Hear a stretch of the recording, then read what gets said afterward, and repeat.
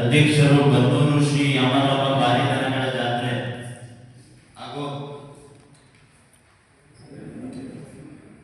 ಬನ್ನೂರು ಕೃಷ್ಣಪ್ಪರವರು ಅಧ್ಯಕ್ಷರು ನೈಸರ್ಗಿಕ ಕೃಷಿ ಬನ್ನೂರು, ಜಯಪುತ್ತೂರು ಅವರು ಯಜಮಾನರು ಬನ್ನೂರು ಹಾಗೂ ಡಾಕ್ಟರ್ ಧನುಷ್ ಹಾಗೂ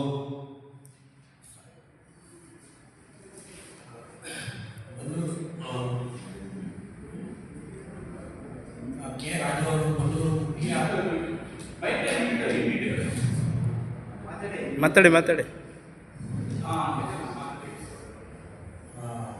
ಕೆ ರಾಜವರು ಸಾಹಿತಿಗಳು, ನಮ್ಮ ಬನ್ನೂರಿನ ಜನಪ್ರಿಯ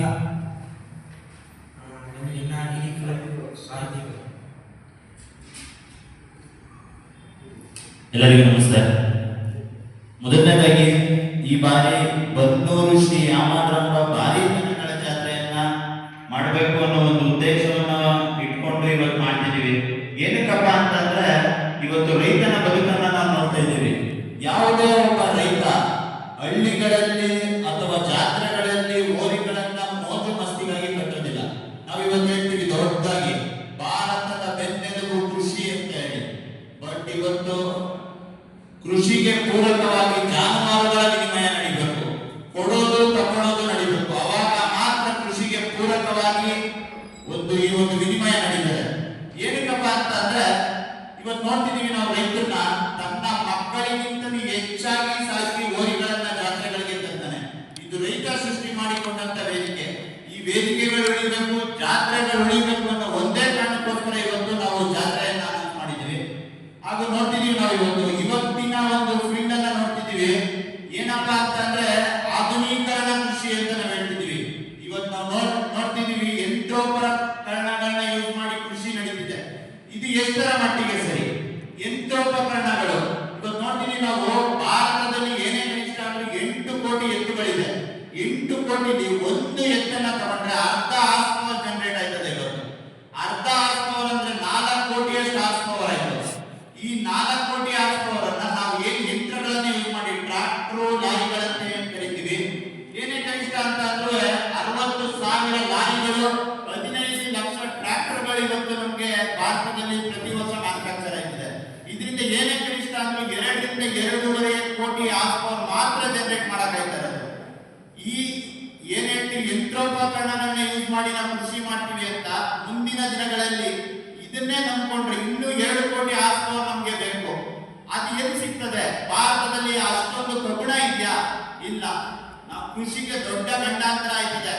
ಅದಕ್ಕೆ ಇದನ್ನ ಉಳಿಸಿಕೊಳ್ಳುವ ಸಲುವಾಗಿ ಈ ಒಂದು ಜಾತ್ರೆಗಳ ರೈತ ಏನ್ ಸೃಷ್ಟಿ ಮಾಡ್ಕೊಂಡಿದ್ದಾನೆ ವೇದಿಕೆ, ಇವುಗಳು ಉಳಿಬೇಕು. ದಯವಿಟ್ಟು ಇದನ್ನ ಎಲ್ಲಾ ಕಡೆ ಹೇಳಿ, ಭಾರತದ ಏನು ಕರ್ನಾಟಕದ ಎಲ್ಲಾ ಕಡೆಯಿಂದನೂ ಹೋರಿಗಳು ಸಾಕೋರು ಅತಿ ಹೆಚ್ಚಿನ ಸಂಖ್ಯೆಯಲ್ಲಿ ಬಂದು ಈ ಜಾತ್ರೆಗೆ ಒಂದು ಪ್ರೋತ್ಸಾಹವನ್ನ ಕೊಡಬೇಕು ಅಂತ ಈ ಮೂಲಕ ಕೇಳ್ಕೊಳ್ತೀನಿ. ಕಾರ್ಯಕ್ರಮದ ಬಗ್ಗೆ ಹೇಳಿ ಸರ್, ಅದೇನು? ಮೊದಲನೇದಾಗಿ ಇದು ಬನ್ನೂರು ಶ್ರೀ ಯಾಮರಾಮ ಬಾರಿದನಗಳ ಜಾತ್ರೆ. ಒಂದು ಸ್ಲೋಗನ್ ಇಟ್ಕೊಂಡು ಇದನ್ನ ಮಾಡ್ತಿದ್ವಿ ಸರ್. ಗ್ರಾಮೀಣ ಸೊಗಡಿನ ಹಳ್ಳಿಕಾರ್ ದನಗಳ ಜಾತ್ರೆ ಅನ್ನೋ ಒಂದು ಕಾನ್ಸೆಪ್ಟ್ ಇಟ್ಕೊಂಡು ಇದರಲ್ಲಿ 3 ವಿಭಾಗಗಳು ಬರುತ್ತೆ ಸರ್. ಹಸುಗಳ ವಿಭಾಗ, ಬೀಜದ ಹೋರಿಗಳ ವಿಭಾಗ, ಎತ್ತುಗಳ ವಿಭಾಗ. ಎಲ್ಲಾ ವಿಭಾಗಕ್ಕೂ ಚಿನ್ನವನ್ನ ಇಟ್ಟು ಪ್ರೋತ್ಸಾಹವನ್ನ ಕೊಡ್ತಾ ಇದೆ ಸರ್. ಅಲ್ಲ, ಇಲ್ಲಿ 3 ಅಂತ ಹಾಕಿದ್ದೀರಲ್ಲ, ಅದೇನು ಅಂತ ಕ್ಯಾಟಗರಿಗಳ ಬಗ್ಗೆ ಹೇಳಿ. ಕೆಟಗರಿಗಳು 6 ಅಂದ್ರೆ ಅಲ್ಲಾಗ್ತಾ ಇರೋ ಪೈಕಿಲಿ 3 ಬಹುಮಾನ, ಮತ್ತೆ 2 ಹಲ್ಲಿನ ಪೈಕಿಲಿ 3 ಬಹುಮಾನ, 4 ಹಲ್ಲಿನ ಪೈಕಿಲಿ 3 ಬಹುಮಾನ, 6 ಹಲ್ಲಿನ ಹಸುಗಳಲ್ಲಿ 3 ಬಹುಮಾನ, ಮತ್ತೆ 8 ಹಲ್ಲಿನ ಪೈಕಿಗಳಲ್ಲಿ 3 ಬಹುಮಾನ. ಇದೇ ರೀತಿ 3 ವಿಭಾಗಕ್ಕೂ ವಿಂಗಡಣೆ ಮಾಡಿದ್ದೀವಿ. ಅದೇ ಚಪ್ಪರದ ಬಹುಮಾನ ಅಂತ ಹೇಳಿದ್ರಲ್ಲ, ಅದೇನು? ವಿಶೇಷವಾಗಿ ಅಲಂಕಾರ ಮಾಡಿ ಚಪ್ಪರ ಇರುವಂತಹ ಗುಂಪುಗಳಿಗೆ ಅದಕ್ಕೆ ಒಂದು ಬಹುಮಾನವನ್ನು ಕೊಡಬೇಕು ಅಂತ ಡಿಸೈಡ್ ಮಾಡಿದ್ದೀವಿ. ಎಷ್ಟು ದಿನ ನಡೆಯುತ್ತೆ ಸರ್ ಇದು? ಸರ್ 4 ದಿನ ನಡೀತದೆ.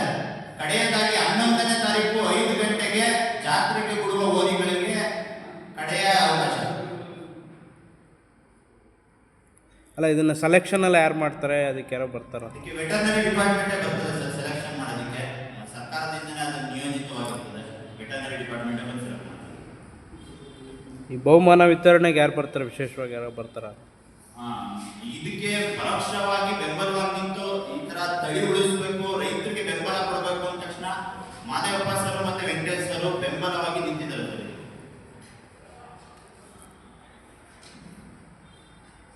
ಓಕೆ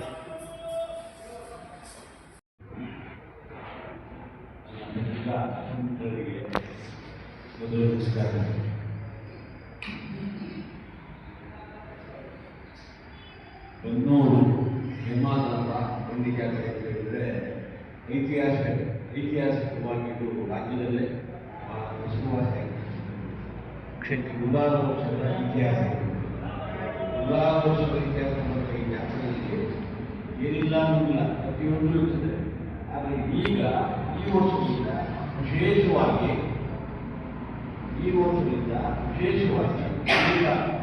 ಊರಿಗಳ ಜಾತ್ರೆ ಅಂತೇಳಿ ಹಳ್ಳಿಕ ಹೆಸರುಗಳಿಗೆ ಎತ್ತಲಿಕ್ಕೆ ಅದನ್ನು ಇಂಟ್ರೊಡ್ಯೂಸ್ ಮಾಡಲಿಕ್ಕೋಸ್ಕರ ವಿಶೇಷವಾಗಿ ಮಾಡ್ತಾರೆ. ಇದು ಒಂದು ವಾರಗಳ ಕಾಲ ನಡೀತಕ್ಕಂಥ ಜಾತ್ರೆ. ತೆಪ್ಪ ಮತ್ತು ದೇವರ ಮೆರವಣಿಗೆ ಪ್ರತಿಯೊಂದು ಒಂದು ವಾರಗಳ ಕಾಲ ಬಹಳ ಸೂರ್ಯಗಳಿದ್ರೆ ಬನ್ನೂರು ಬಂಡಿ ಜಾತ್ರೆ ಅಂತಂದರೆ ಕರ್ನಾಟಕದಲ್ಲೇ ಅತ್ಯಂತ ಹೆಸರುವಾಸಿಯಾಗಿರ್ತಕ್ಕಂಥ ಜಾತ್ರೆ. ಈ ಜಾತ್ರೆಯಲ್ಲಿ ವಿಶೇಷವಾಗಿ ಹಳ್ಳಿಕಾರ ಕೋಟಿಗಳ ಜಾತ್ರೆ ಈ ವರ್ಷದ ವಿಶೇಷ. ಹಾಗಾಗಿ ಇಂಥ ಒಂದು ಜಾತ್ರೆಗೆ ನಮ್ಮ ಪಾರಂಪರಿಕ ಜಾತ್ರೆ ಇದು ನಿನ್ನೆ ಮನೆಯದಲ್ಲ, ಇದಕ್ಕೆ ನೂರಾರು ವರ್ಷಗಳ ಇತಿಹಾಸ ಇದೆ. ಇಂಥ ಇತಿಹಾಸಗಳಂತಹ ಜಾತ್ರೆಗೆ ನೀವು ಹೆಚ್ಚಿನ ಪ್ರಚಾರವನ್ನು ನೀಡಿ ಎಲ್ಲ ಕಡೆಯಿಂದಲೂ ಜನಗಳು ಮತ್ತು ಜಾನುವಾರುಗಳು ಹೆಚ್ಚಿನ ಸಂಖ್ಯೆ